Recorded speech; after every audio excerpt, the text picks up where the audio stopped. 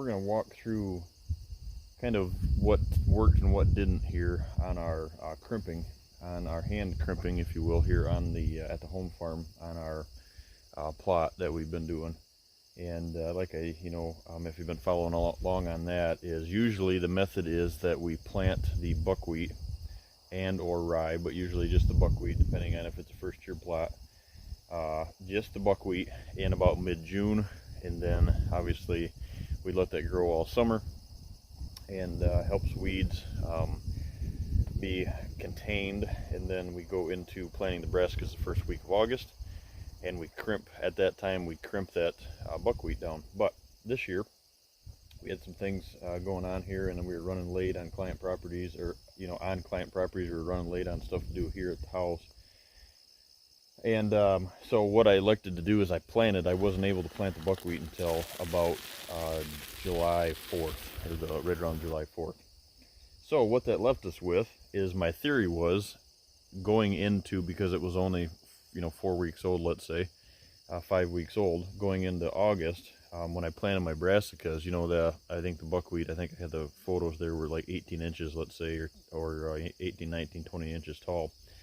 It was starting, believe it or not, it was already starting to seed up and flower up a little bit, so it was brittle.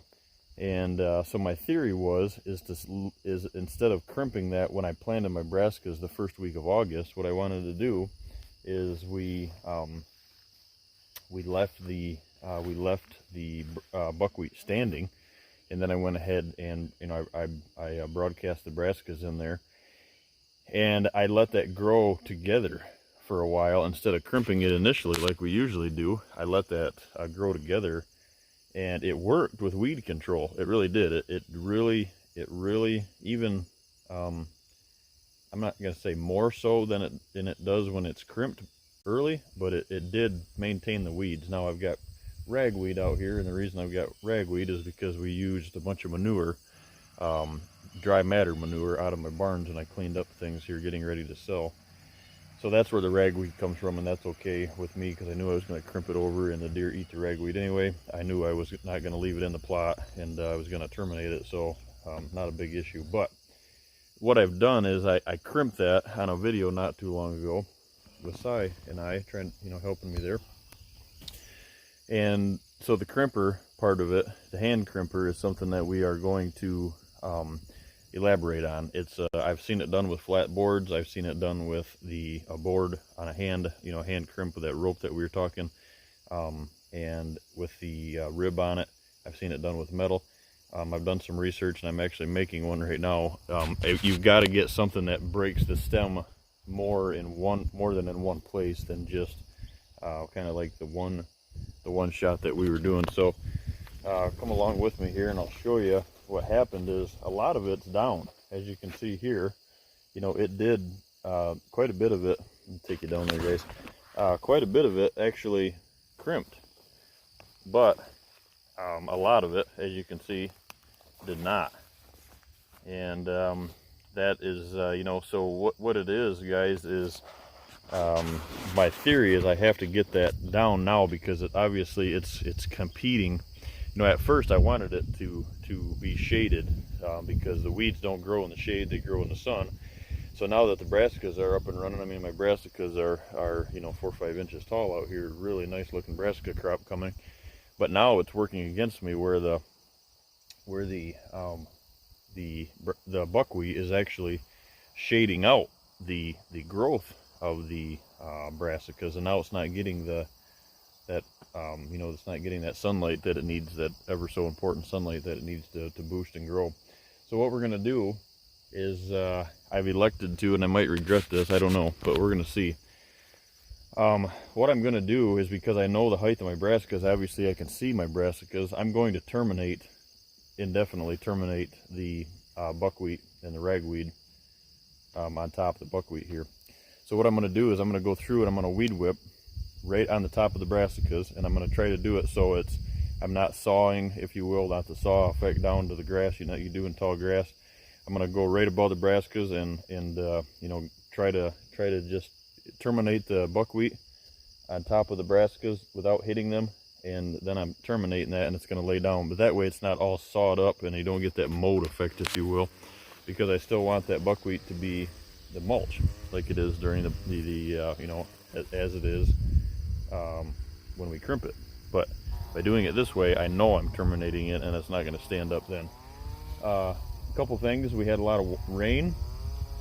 Maybe the rain played into it. I don't know, but it didn't crimp to my liking, and so I'm going to go through and terminate it for sure. So it took about an hour and a half or so to weed whip it, and as you can probably see, me shaking a little bit here, but good arm pump anyway, right? Yes, so what we found walking through here while doing that, I found that some of my Australian winter peas were up just a little bit taller, so I had to obviously we're not wanting to terminate any of the you know, forages, as far as our winter forages, as far as our brassicas, I guess I should say. So the important thing is, I just learned, is when you're running that weed whipper, make sure that the head is flat. You know, the shorter the person, probably the better, but if you're as tall as me, I'm 6'6", and that thing's on an angle. When I first started, I was hitting some of the top of the brassicas, so flatter the better. And I'll just kind of walk you through here now, guys. And to tell you the truth, the buckwheat, actually, I was worried about it, you know, kind of grinding up as grass does, if you will, you know, and it didn't. I kind of used, you know, I didn't sit on one spot too long. I just kind of used it as a side-to-side motion and went from one side to the next, step forward, and every swipe, and it really laid down nice. It kind of shocking. So I'll walk you through here and show you. And that the theory is it's the slow release of the decaying of the dying buckwheat is what releases that powerful fertilizer throughout the year, and then obviously your water retention. But this here, because we had crimped it before, some of it's laying down that we did terminate by crimping it, and the rest of it is now on top of it. So I think there's a kind of a double dose there, if you will. But the weed whip stuff on top of the buckwheat on the top there did disperse, so it's not an even thatch layer. And to be honest with you guys, I might be onto something here, because one of the things that I have found, if you don't, when you're doing your buckwheat early in June, is if you overseed it and the buckwheat is too thick, when you crimp it, or when you terminate it down on top of the your brassicas the first week of September, or the first week of August, it gets too thick in some spots, and even though you're looking for that water retention, it almost acts as too much of a layer, and I have found that it can hinder the growth of the brassicas if it's too thick. If it's just right, it's perfect, which is about 40-50 pounds an acre. If it's too thick, then it acts against you, like it did here, as far as choking out the it gets to a certain maturity and then it started choking out our daylight that we needed. So walk you through here, see what you think. We'll do an update here in a couple weeks. What I'm going to do now is I'm going to put like 2 or 3 bags of the 40-pound bag, put 2 or 3 bags of the 844 fertilizer on here now, and yeah, I'll walk you through here and see what you think, guys. But this whole process, this whole series here that we're doing on this plot this year, is to, what if you're late, what can you do? It's not the perfect thing, but I'm experimenting here on, I've had a lot of experience with the brassicas over the years. I've been planting, food plots now for, I think I dated it back, the first plot that I planted was 96. And so I've had a lot of experience with them all over the country, with my client properties and with mine. So you get to a point where when the brassicas look one way and there's something going on that what they need. And what it needed is that they were shaded out. And I might be a little overseeded on my brassicas here. I've seen that in a couple spots, but the biggest thing is is, as you can see right here, we'll flip you around, and as you can see, guys, this is what was growing in the areas that, you know, the brassicas, what they look like in the areas that the buckwheat was thin, and then where my buckwheat was too thick out, you know, the further you get out, let's say into the center of the plot, the buckwheat is thicker, and the brassicas weren't doing as well. And the reason is because, like I said, you know, it's choking. It got to a point where it was choking the you know, the sunlight off. So as you can see, I mean, there's not a lot of weeds in here, guys, and so I think that late planting really worked as far as the that late planting really worked as far as, you know, keeping your weed control down. But when it gets, like I said, I had to do something here with it, and the crimping just last week just didn't work, and I was running out of time to get it terminated.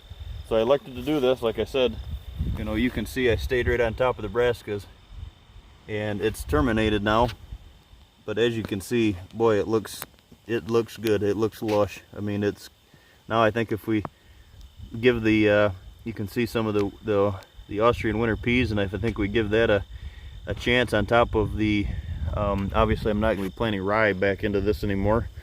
Give the brassicas a chance to take off. I think we will be good to go. So all kinds of different ways to get to the finish line. This is just one here. Like I said, this is you know, we know what works with them when you have the, you know, the timing right. And but this case here, it's a first year plot, and I'm experimenting with this. But boy, once I took that buckwheat off the top, and like I said, it actually really surprisingly how well it went down with the weed whipper. Yeah, it looks good. So I'm really actually excited to see what the next couple of weeks brings on this plot. But we're gonna put the fertilizer on it, and we're gonna let it run for the remainder, and a couple of weeks out, maybe around the youth hunt here, the kids' youth hunt here in Michigan, the 12th and the 13th, we'll give you an update and see what it looks like.